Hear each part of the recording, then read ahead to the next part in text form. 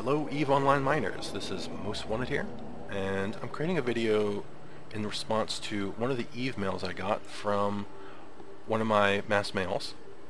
A miner had lost a mining barge in LowSec, and he was asking for information on how to deal with mining in low security space. Now, I have done quite a bit of mining in low security space, and I'm just mining in low security space in a lot of different ways, if you have the intel and everything else involved, can be safer than mining an Empire.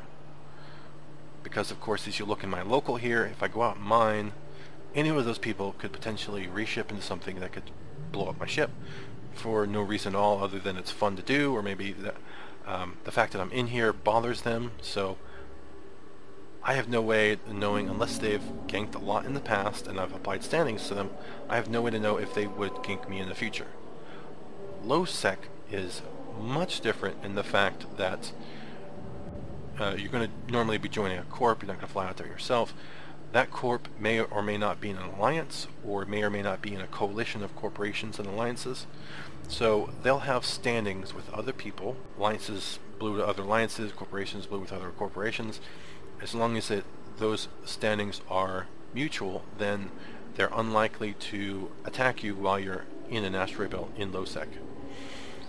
If they're not blue with you, then they're guaranteed to be inside the system attempting to shoot you.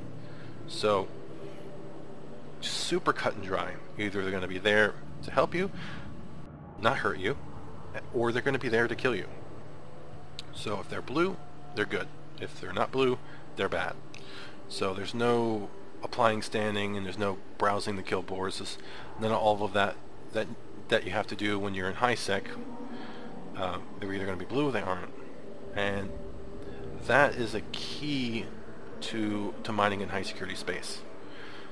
Low security space, sorry. Is either they're blue or they aren't. When they enter your system, if they're not blue, they get safe. There's a lot of things you could do above and beyond that. Hopefully, if you're an alliance or coalition, you guys have a shared private chat channel that your members are in, and when a group of hostiles or even a single hostile starts moving through the systems that your alliance uses, then they'll report the hostile, and you'll be able to say, okay, well, I'm in Arus and there's a hostile in Hare, so I'm going to get safe now before that hostile even comes into local. Then you're guaranteed to never ganked, because you're watching your local, you're watching your intel channel. If a hostile ends up moving into the system next door, then you're going to get safe. They might report that now he's in Halun, and you're going to stay safe. And then maybe they report him in Enki, and you're like, okay, well, he's no longer nearby, he's no longer next door, so I'm going to go back out to the asteroid belt and continue to mine. As long as they don't, request a fleet and they don't want you to go out and shoot them, then you can just continue to go back out mining. Having an intel channel are huge. Also, picking where you mine in the asteroid belt, it can be huge as well. Because in low sec, it's very similar to Empire. When you warp to an asteroid belt, it's usually a half circle style asteroid belt, with the inside of that circle being the warp in.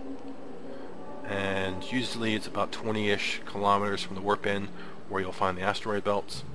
Now, if you mine on the opposite side of the circle, on the outside of the circle, say 5, 8, 10 kilometers, and as you mine, you work your way around the outside of the circle, then you're adding an extra 10, 15 kilometers to the distance. So now, instead of being 25 kilometers mining all in the asteroid, which makes you about 22, 23, 24, 25 kilometers away, you've added an extra 10 or 15 kilometers to that. Then if a hostile can enter the system and warp immediately to your asteroid belt, and they're in the fast ship, and you're not perfectly aligned, or you're not moving at all when they enter the local, or maybe you don't quite catch them the second they enter local, and you're kind of delayed in your ability to initiate warp, then they have to get to your asteroid belt, and then they have to close that distance, that 35 kilometer or whatever distance, to be able to lock you down so they can hold you, so they can blow you up. And that gives you a little bit extra security when you're mining in low-sec, that they have to close that extra distance that's involved.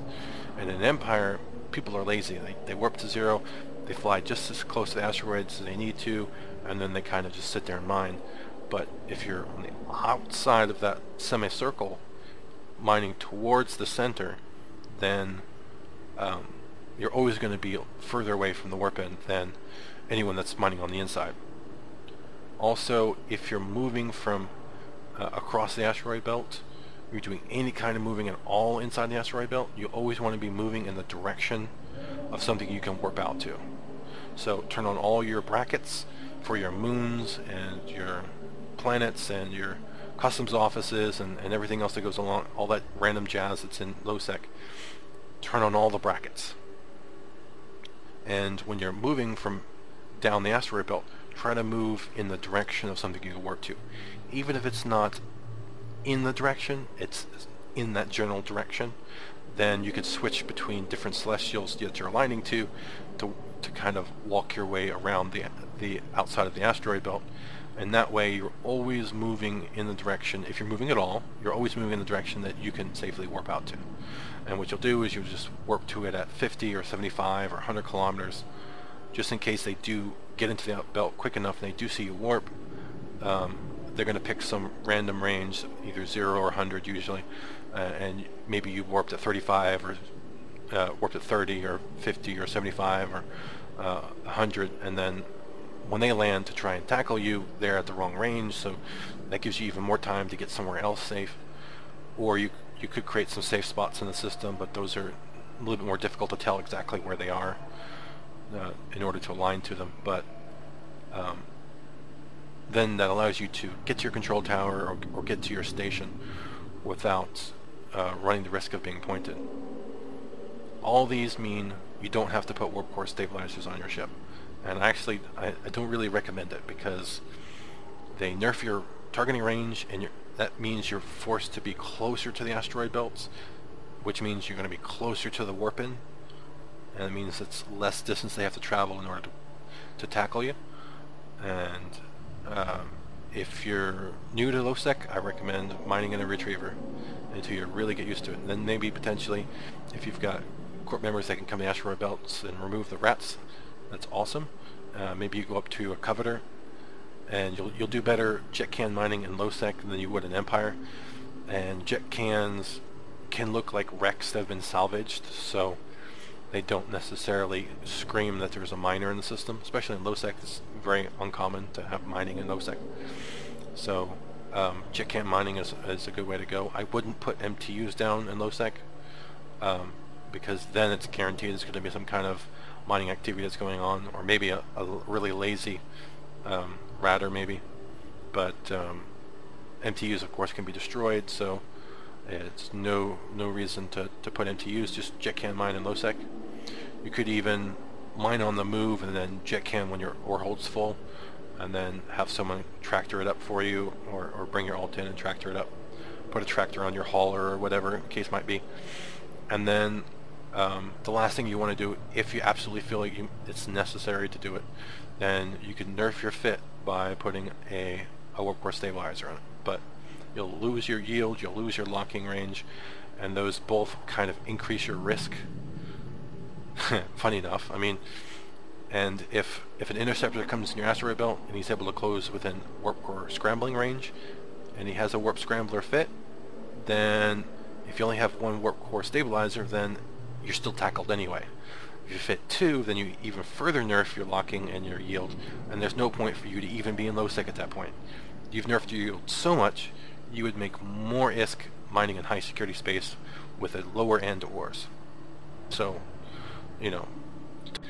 look at local, use your intel channel, mine on the outside of the asteroid belt. When you're moving, be aligned to a celestial, and be active while you're mining. If NPCs come in to the belt, try to get a Corpy to come out and help you, or just warp out and warp to maybe another asteroid belt and mine in there until the spawn comes, or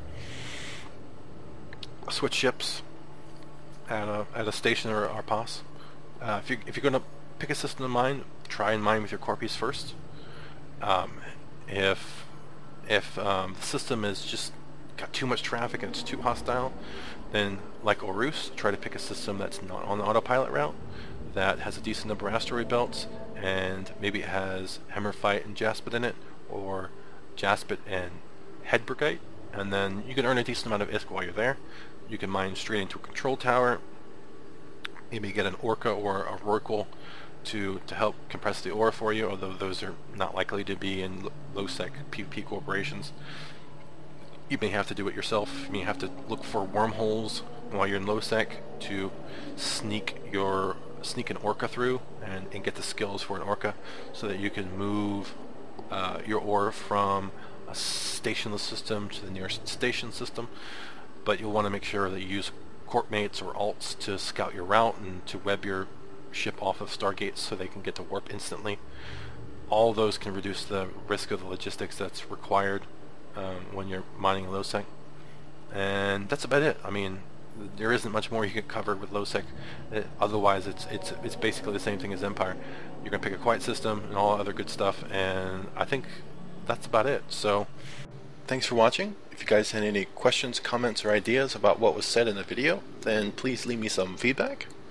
And if anything in this video was helpful, useful, or the video was entertaining, then please like the video.